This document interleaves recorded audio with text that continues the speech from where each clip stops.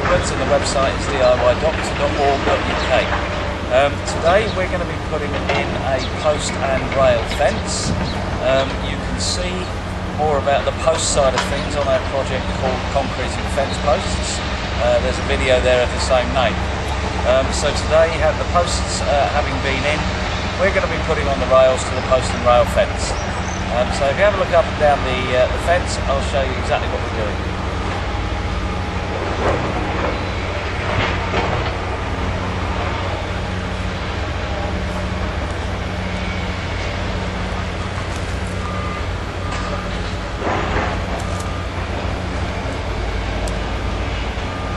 You can see from our garden path videos and projects how we put the path in.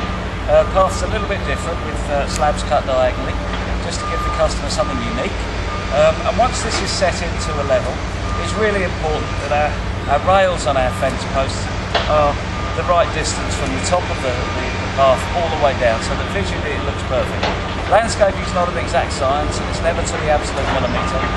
A great deal of the time with landscaping, if it looks right, it is right, providing of course the construction is firm and solid.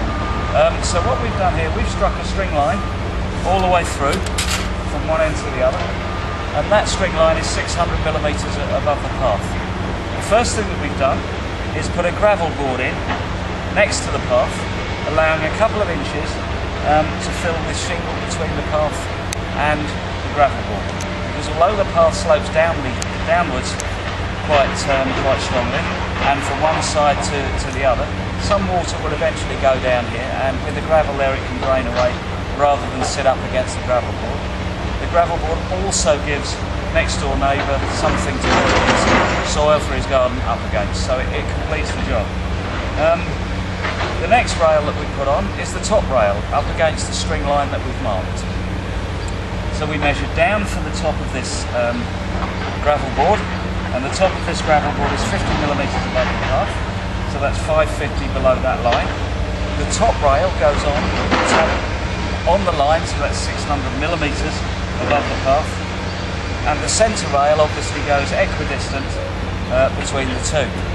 Now, so that we've got that exactly right all the way along, we can cut a spacer which slots in between the top rail and the centre rail, so that we know that's going to be perfect all the way through when it's finished.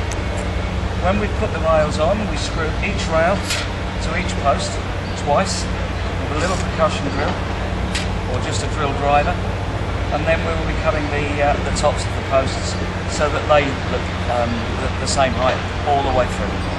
So when we finish using the string line and making sure that our rails are equidistant, visually everything should look parallel to the path and should look good all the way through. Okay, so you can see now we've cut the tops off of all the posts, and we have a completed post and rail fence. The timber itself is treated timber. This is 100mm by 25mm sawn timber, and this is, as I said, treated. We've left it like this. This is what the customer wanted.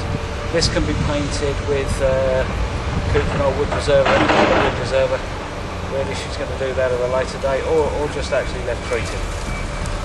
Many different colours, including the green that it's originally made in. I said before about the shingle soak away down the side, gravel board stopping the neighbour's garden coming onto the path. So that's it, one complete post and rail fence.